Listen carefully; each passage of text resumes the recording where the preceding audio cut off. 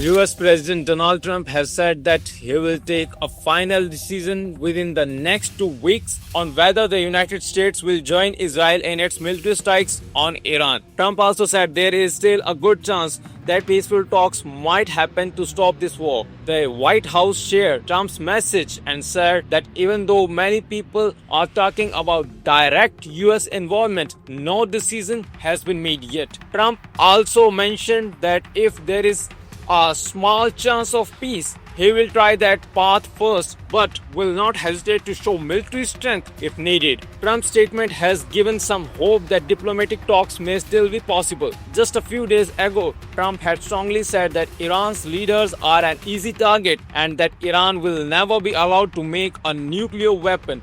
The White House also said Iran already has everything it needs to make a nuclear weapon and could build it within a few weeks if their supreme leader gives the green signal. Interestingly, Trump had earlier claimed that Iran was trying to contact the White House for possible talks about their nuclear program and the Israel conflict.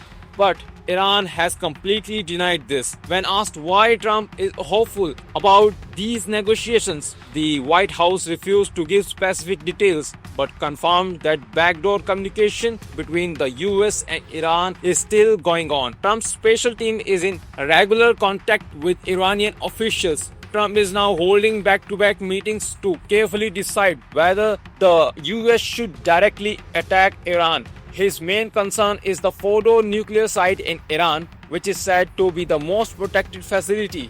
Only America has the powerful bombs that can destroy this underground plant, which is why the world is closely watching Trump's next move. Trump said clearly he might go for the strike or he might not. The final decision is expected soon.